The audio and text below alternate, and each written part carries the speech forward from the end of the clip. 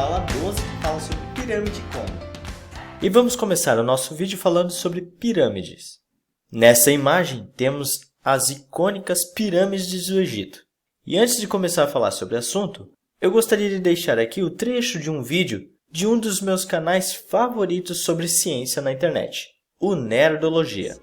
Um dos primeiros sarcófagos a adotar esse formato foi a pirâmide de Djoser, imaginada pelo arquiteto Imhotep, que concebeu acumular as pedras em 6 camadas ou mastabas cada vez menores. Não à toa, vários povos ao redor do mundo também descobriram que construções em formato de pirâmide são mais estáveis.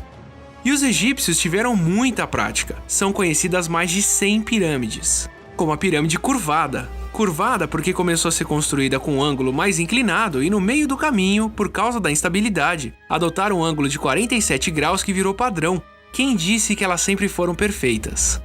Algumas adiante resolveram usar pedras de calcário mais lisas para o acabamento externo, como na pirâmide vermelha, que apesar de ter sido pilhada, ainda preserva parte da cobertura. Toda essa prática levou à grande pirâmide de Quéops, ou Khufu, construída há quase 4.500 anos, bem antes dos mamutes da ilha de Wrangell, na Sibéria, serem extintos. Com 146 metros de altura, ela foi a construção humana mais alta por quase 4.000 anos. Conforme o poder dos faraós diminuiu, o tamanho das pirâmides encolheu. Desde muito antes de Napoleão, que encontrou uma esfinge bem mais baixinha, nos perguntamos como ela foi construída.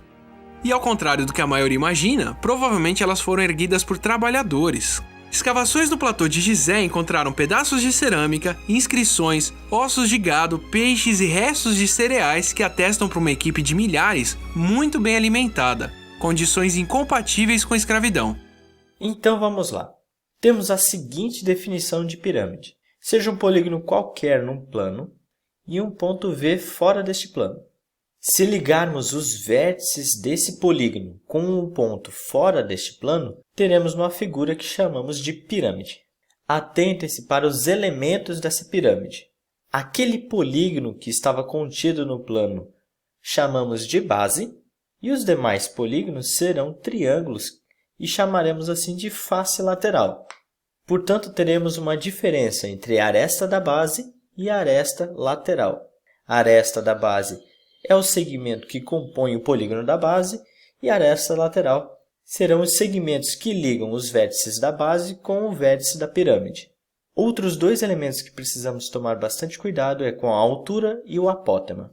Definimos a altura da pirâmide a distância que há entre o vértice da pirâmide e o plano da base. E o apótema é um elemento que é novo para vocês. Chamamos de apótema o segmento que liga o vértice da pirâmide com a aresta da base, formando um ângulo de 90 graus. Note que esse apótema é um segmento que está contido na própria face lateral. De maneira muito similar, como vimos lá nos prismas e nos cilindros, também podemos classificar a pirâmide em reta ou oblíqua. E teoricamente dizemos que uma pirâmide é reta quando as suas arestas laterais são congruentes, caso contrário, oblíqua. E também seguiremos a mesma ideia para a nomenclatura de uma pirâmide. Ela também estará atrelada ao polígono que compõe a base. Então, se o polígono da base for um triângulo, teremos uma pirâmide triangular. Se for um quadrilátero, uma pirâmide quadrangular. Se for um pentágono, uma pirâmide pentagonal e assim segue. E observe a composição de nomes que podemos ter numa classificação de uma pirâmide, como, por exemplo, pirâmide hexagonal, reta, regular. Lembrando que essa palavra regular está associada ao polígono da base. Isso significa que esse hexágono da base, no exemplo dado, seria um hexágono regular. E aqui segue uma imagem com alguns exemplos de pirâmides. Agora, preste muita atenção nos slides que virão. Assim como no assunto de prismas e cilindros, também é muito importante a gente saber calcular a área total e o volume de uma pirâmide. Para calcular a área total, novamente nós devemos pensar pela planificação desse objeto. Logo, a sua área total vai ser composta pela área da base e a sua área lateral. No exemplo da figura da direita, temos uma pirâmide pentagonal. Portanto, a área da base seria a área desse pentágono mais 5 áreas de triângulos. Então, note que não tem como a gente gerar uma fórmula geral, porque vai depender muito do polígono da base. E para o volume, você tem que ficar muito atento a um pequeno detalhe. O volume de uma pirâmide a gente calcula fazendo 1/3 vezes a área da base vezes a altura. Mas o porquê desse 1/3? Não é um fato muito fácil de demonstrar, mas eu acredito que essa figura ao lado consiga demonstrar de uma maneira mais simples o porquê desse 1/3. E talvez em algumas outras literaturas vocês vão encontrar o conceito de tronco de pirâmide. Chamamos de tronco de pirâmide o sólido compreendido entre a seção transversal e a base. Calcular a área desse sólido pode ser bastante trabalhoso, mas o que é mais comum de ser pedido em exercícios de vestibulares é o volume desse tronco. E, essencialmente, o que você precisa fazer é o volume da pirâmide total menos o volume da pirâmidezinha que foi retirada para se formar o tronco.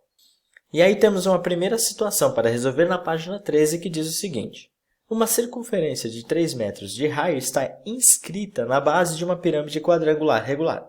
Sendo 4 metros a altura da pirâmide, a sua área total em metros quadrados será... Então, vamos fazer um esboço dessa pirâmide e anotar esses 4 metros de altura e observar que se uma circunferência de 3 metros de raio está inscrita na base, significa que o diâmetro dela é de 6 metros e o diâmetro vai equivaler justamente à distância de uma aresta da base até a outra aresta. Logo, a gente pode dizer que a própria aresta do polígono da base equivale a 6 metros. E o exercício está pedindo para que a gente calcule a área total, que, como a gente viu, é a área da base mais a área lateral. A área da base é fácil de calcular, uma vez que a gente viu que se trata de um quadrilátero regular, ou seja, um quadrado. Portanto, temos que a área da base é a medida da aresta da base ao quadrado, ou seja, 6 ao quadrado. E a área lateral são 4 áreas de triângulos. E para calcular a área desses triângulos, vamos fazer base vezes a altura dividido por 2. A base equivale à aresta da base, que é 6. Porém, a altura desse triângulo da face lateral equivale ao apótema, que é uma medida que a gente ainda não conhece. E para conhecer esse apótema, vamos necessitar pegar esse triângulo que corta a pirâmide ao meio, onde um dos catetos é a própria altura da pirâmide, 4, e o outro cateto equivale à metade da aresta, ou até mesmo o raio da circunferência inscrita, que é de 3 metros. E você poderia fazer um Pitágoras para descobrir esse apótema, ou simplesmente notar que trata-se de um triângulo pitagórico 3, 4, 5. Agora que sabemos que o apótema vale 5, ou seja, a própria altura do triângulo da face lateral, podemos calcular a sua área. Portanto, temos que a área total é 36, mais 4 vezes o 6 vezes 5 dividido por 2. Simplificando o 4 com 2, teremos 2, que multiplicado por 6 dá 12, que multiplicado por 5 dá 60. Portanto, temos o 36 mais 60, que gera um total de 96. Alternativa correta, letra D. E outra situação para resolver na página 14 diz assim. A figura mostra um cubo com arestas de 6 cm. A e B são vértices, C e D são pontos médios das arestas. O volume da pirâmide ABCD é... Se analisarmos só o quadrilátero da base, podemos ver que a base da pirâmide, que também está contida nesse polígono da base, é um triângulo retângulo isósceles, de catetos 3 cm. Portanto, fica fácil de calcular a área da base, que é a área desse triângulo retângulo. Para calcular o volume da pirâmide, então, devemos lembrar da fórmula, que é 1/3 vezes a área da base vezes a altura.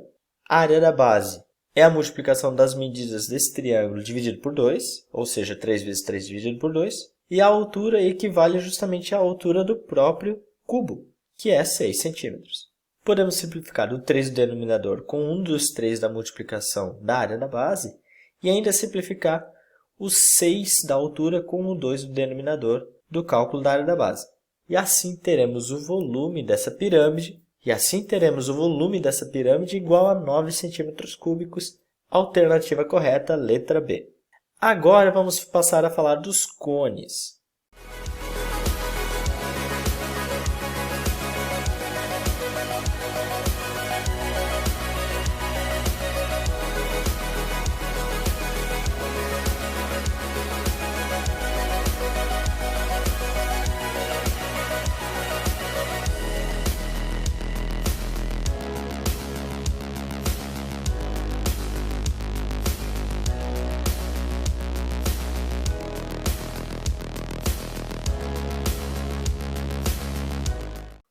cone é um caso especial de uma pirâmide, só que ao invés de termos um polígono na base, temos uma circunferência.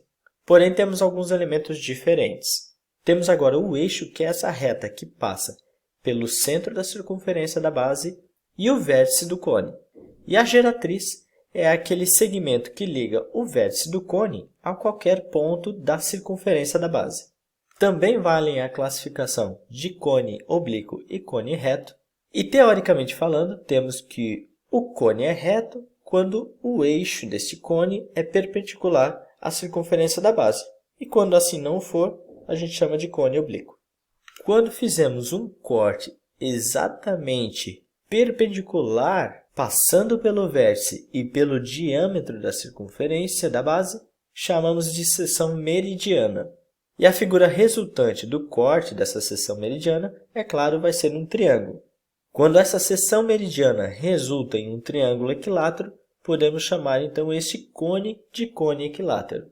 E como consequência disso, teremos que a geratriz será igual ao diâmetro da circunferência da base. Em outras palavras, G é igual a 2 R's. Agora vamos ver como fica o cálculo da área total e do volume do cone. O volume ainda segue a regra da pirâmide, ou seja, 1/3 vezes a área da base vezes a altura. Porém, agora, como se trata de uma figura específica na base, ou seja, uma circunferência, a gente pode definir melhor essa expressão. E como a área de uma circunferência é calculada por πr², temos que a expressão agora fica 1/3 vezes πr² vezes h. Para calcular a área total, vamos primeiro ver como é que fica o cálculo da área lateral. E observe na planificação deste cone que a área lateral trata-se da área de um setor de circunferência. E para calcular a área de um setor de circunferência, vamos utilizar a regra de 3, comparando a área com o comprimento da circunferência. Primeiramente, vamos considerar essa circunferência total, que seria formada da geratriz como raio. Assim, a área dessa circunferência seria πg² e o comprimento dessa circunferência inteira seria 2πg. E a área desse setor, que aqui vamos colocar como área lateral, estará associada ao comprimento do arco desse setor. E perceba que o comprimento do arco desse setor equivale ao comprimento da circunferência da base, que é 2πr. Agora você pode fazer a multiplicação cruzada e teremos que a área lateral vezes 2πg é igual a πg² vezes 2πr. Realizando as simplificações do 2π e um dos g's, teremos que a área lateral pode ser calculada pela expressão πrg. E eu vou deixar essa expressão aqui de lado, para que agora a gente possa calcular a área total deste cone. Assim, teremos que a área da base é πr², mais a área lateral πrg. E ainda podemos colocar os fatores π e r em evidência. E assim teremos a expressão da área total como sendo πr vezes r mais g. O terceiro exercício que a gente vai resolver está na página 16 e diz o seguinte. A geratriz de um cone equilátero mede 2 raiz de 3 centímetros. Calcule a área meridiana do cone em centímetros quadrados e multiplique o resultado por raiz de 3. Primeiro, vamos separar esse dado que a geratriz mede 2 raiz de 3. Agora, vamos observar que o cone é equilátero, ou seja, essa geratriz é igual a 2 vezes o raio, ou também você pode dizer que a geratriz é igual ao diâmetro, que neste caso eu denotei pela letra D. E pelo fato de ser equilátero, todas as medidas desse triângulo equivalem a 2 raiz de 3. Logo, apenas precisamos calcular a área de um triângulo equilátero, cujo lado é 2 raiz de 3. E neste caso, podemos lembrar da fórmula e escrever da seguinte maneira, d² raiz de 3 sobre 4. O d é 2 raiz de 3, portanto vai ficar 2 raiz de 3 ao quadrado vezes raiz de 3 sobre 4. Ou seja, 4 vezes 3 vezes raiz de 3 sobre 4. Aí podemos simplificar os 4 e teremos a área do triângulo como 3 raiz de 3. No entanto, ele pediu para que a gente multiplique o resultado por raiz de 3. Logo, 3 raiz de 3 multiplicado por 3, teremos como resultado 9. E a nossa última situação para resolver se encontra também na página 16 e diz assim. Num cone circular reto, a geratriz mede 13 cm e o diâmetro da base 10 cm. Determine em centímetros cúbicos o seu volume. Montamos então um esboço da figura com a geratriz medindo 13 cm e o diâmetro 10 cm conforme indicado no enunciado. Mas lembre que para calcular o volume deste sólido, a gente precisa da altura deste cone. Então, a estratégia aqui é pegar esse triângulo retângulo que compõe o cone, levando em consideração que os catetos são 5 cm, ou seja, a metade do diâmetro, o outro cateto é a própria altura que a gente quer descobrir, e a geratriz é justamente a hipotenusa desse triângulo. E aí você pode resolver pelo Pitágoras, ou perceber que esse também se trata de um triângulo pitagórico 5, 12, 13. Logo, teremos que a altura equivale a 12 cm. Agora sim podemos calcular o volume deste cone. Lembrando que a fórmula é 1/3 vezes πr² h, ou seja, 1/3 vezes π vezes 5² vezes 12. Podemos simplificar o 12 com o 3, sobrando então o 4, que vai multiplicar o 25. E obteremos então o volume como 100 vezes π centímetros cúbicos. Fechou, galera? Então é isso, partiu exercitar. Façam a leitura do capítulo referência da apostila, resolvam os exercícios, anotem as suas dúvidas para que a gente possa saná-las numa próxima live. No mais, um grande beijo, um abraço e até a próxima. Tchau!